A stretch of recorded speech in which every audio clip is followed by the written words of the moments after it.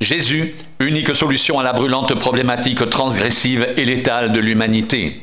Le haut niveau d'information porté à notre connaissance par la Bible, révélation divine, grille infaillible d'analyse et de décryptage du présent système monde aliéné par son mode existentiel superficiel, vain et sans espérance et sans Dieu, décrit très explicitement la crise transgressive, létale, générique perpétrée en Éden par les premiers ascendants de l'humanité, type matriciel standard récurrent de tous les modèles transgressifs historiques ultérieurs, systémiquement exacerbés, amplifiés et complexifiés en intentionnelle et flagrante violation du process créationnel, de ce fait radicalement détourné de son initiale et divine présélection de finalité, de sa raison d'être et de sa vocation première.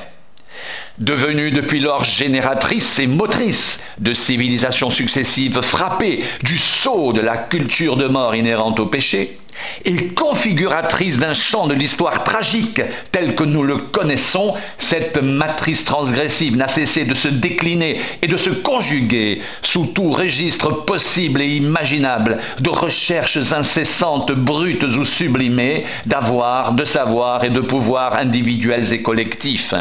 Cette même matrice transgressive s'est puissamment et dangereusement accrue sur un mode hautement catastrophique par une dynamique indistinctement étendue à tous de compulsive volonté égocentrique, narcissique, de domination d'autrui et de fantasmes chimériques de toute puissance planétaire, systématiquement justifié, légitimé et encouragé par les diverses idéologies politico-religieuses insidieusement suscitées tout au long des siècles par les stratégies perverses, malignes et mystificatrices de Satan, très provisoire prince de ce monde.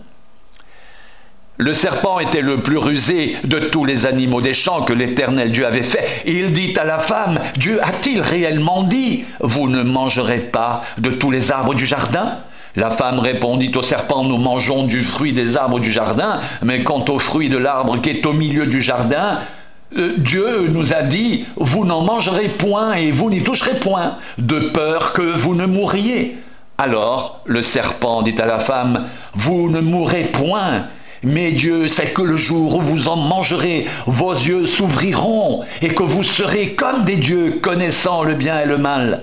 La femme vit que l'arbre était bon à manger et agréable à la vue, et qu'il était précieux pour ouvrir l'intelligence. Elle prit de son fruit et en mangea. Et elle en donna aussi à son mari qui était auprès d'elle, et il en mangea. Les yeux de l'un et de l'autre s'ouvrirent, ils connurent qu'ils étaient nus, et ayant cousu des feuilles de figuier, ils s'en firent des ceintures. Genèse 3, 1, 7. Cet accablant et désolant constat d'une humanité assujettie, asservie et avilie par son état structurel de péché, générateur de criminogénie polymorphe, met en évidence l'irréfragable preuve de la situation de complète faillite et déchéance de l'homme, absolument disqualifié quant à la solution de son équation intrinsèque vitale, étant tout à la fois partie prenante au problème de mort spirituelle et constituant du problème en soi de cette même mort spirituelle, consistant en une dramatique séparation éternelle d'avec Dieu, seul et unique, créateur et rédempteur de l'humanité. Frappé de totale incapacité de se résoudre lui-même, le transgresseur intégralement vicié par le péché et irrémédiablement perdu n'a, en dernière analyse, d'autre alternative opérante que celle de se fier à Christ pour l'affranchissement de sa nature déchue, sa condition aliénée et son existence de transgresseur avéré, invétéré, addict compulsif au toxique mortifère du péché, arme extrême de Satan pour la perdition des pécheurs récalcitrants et réfractaires à la vitale grâce de Dieu gracieusement offerte en Jésus-Christ. Il n'y a de salut en aucun autre, car il n'y a sous le ciel aucun autre nom qui ait été donné parmi les hommes, par lequel nous devions être sauvés. Acte 4:12. Car il y a un seul Dieu et aussi un seul médiateur entre Dieu et les hommes, Jésus-Christ homme, qui s'est donné lui-même en rançon pour tous. C'est là le témoignage rendu en son propre temps. 1 Timothée 2:5-6. Dans le but d'extraire l'homme de l'impasse de la transgression, Dieu le convoque en colloque singulier pour un règlement décisif de la question du péché et une sortie de crise définitive de son état de mort spirituelle.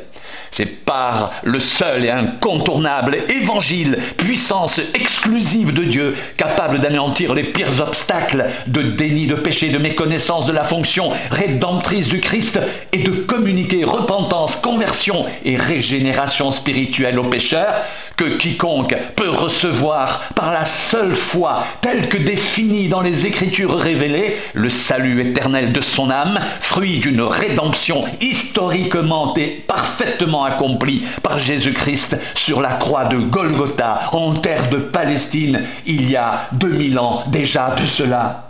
A contrario, celui qui refuse de croire selon le même esprit de la grâce s'exclut dramatiquement de la joie suprême de l'imputation du pardon, du don de la vie éternelle et de la filiation divine. En vérité, je te le dis, si un homme ne naît d'eau et d'esprit, il ne peut entrer dans le royaume de Dieu. Ce qui est né de la chair est chair, et ce qui est né de l'esprit est esprit. Ne t'étonne pas que je t'ai dit, il faut que vous naissiez de nouveau. Jean 3:5-7.